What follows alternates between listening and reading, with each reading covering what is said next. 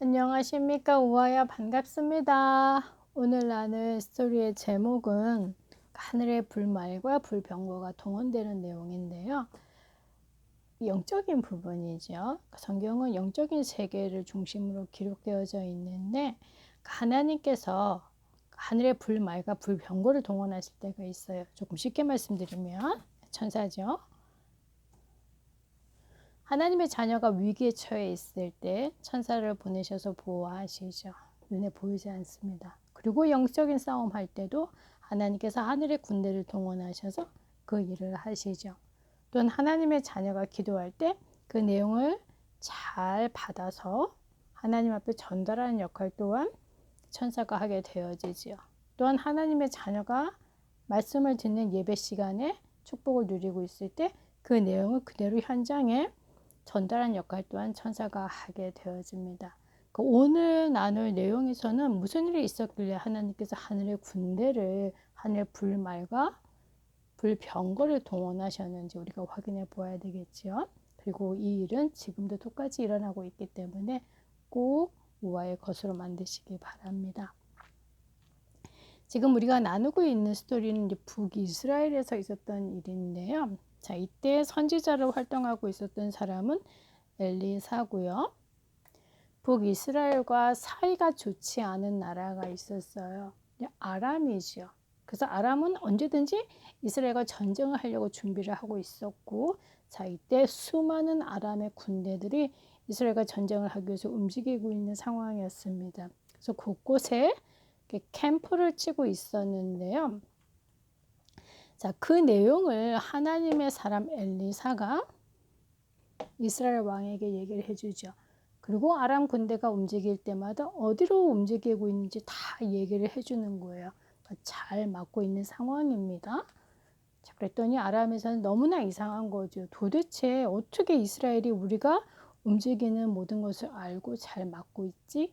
우리 안에 스파이가 있는 거야?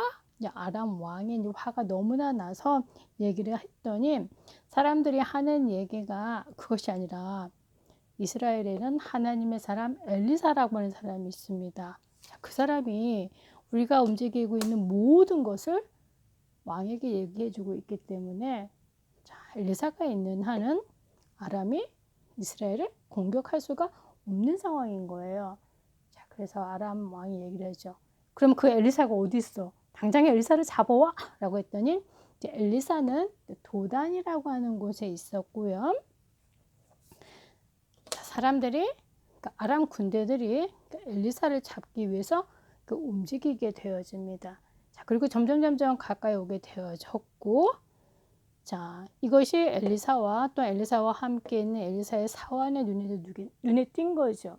큰일 났잖아요. 수많은 군대들이 이제 엘리사를 잡으러 오게 되어진 거예요. 자, 그랬더니 이 사환이 너무나 겁이 나서 덜덜덜 떨고 있으니까 엘리사가 하나님 앞에 기도합니다. 무슨 기도였을까요? 다름 아니라 하나님 이 사환의 눈을 열어 주옵소서. 지금 무서워서 떨고 있는데 우리와 함께한 군대가 이 아람의 군대보다 더 많다는 것을 보여주시옵소서라고 기도하게 되어집니다. 자, 그랬더니 하나님께서 정말 이 사환의 눈을 열어주셔서 엘리사와 이스라엘과 함께하는 군대가 비교가 안 될 만큼 아람과는 비교가 안 될 만큼 많다는 것이 이 사환의 눈에도 보여지게 되어진 거죠. 하지만 아람은 전혀 모르고 있는 상황입니다. 자, 그리고 아람에서 몇 명의 사람들을 이렇게 보내서 이제 엘리사를 잡으려고 하는데 거의 다 가까이 왔어요. 그랬더니 엘리사가 다시 한번 하나님 앞에 기도하죠. 지금 엘리사를 잡으러 온 이 사람들의 눈을 어둡게 해 주십시오. 자, 하나님 또한 그 기도에 응답하시고요. 사람들이 물어보는 거예요. 지금 그들 앞에 엘리사가 있는데 누가 있는지도 모르고 있는 상황인 거죠. 자, 우리가 지금 어느 길로 가려고 하는데 그 길을 좀 알려줄 수 있습니까? 라고 했더니 엘리사가 얘기하기를 당신들이 가는 길이 지금 틀렸습니다. 라고 하면서 자, 이 사람들에게 다른 길을 얘기해 주죠. 그래서 한참을 움직였어요. 그랬더니 다시 엘리사가 하나님 앞에 기도합니다. 다시 저들의 눈을 열어주시옵소서. 지금 저들이 어디까지 들어왔는지 알아야 되잖아요. 자, 엘리사를 잡으러 왔는데 글쎄 보니까 사마리아까지 오게 된 거예요. 사마리아는 북이스라엘의 수도입니다. 지금 엘리사를 잡으러 왔다가 북이스라엘 수도 안에까지 다 들어오게 된 거예요. 그러면 이 사람들의 생명은 보장할 수 없는 거죠. 자, 그랬더니 이스라엘 군대에서 얘기를 하는 거예요.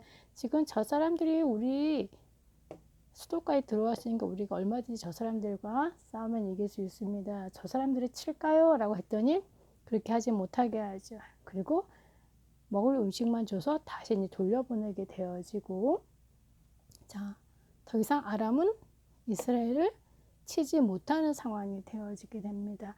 왜 오늘 스토리 여기까지입니다. 아주 간단하지요? 자, 우리가 확인할 것이 무엇이냐면 엘리사가 하나님 앞에 기도했지요.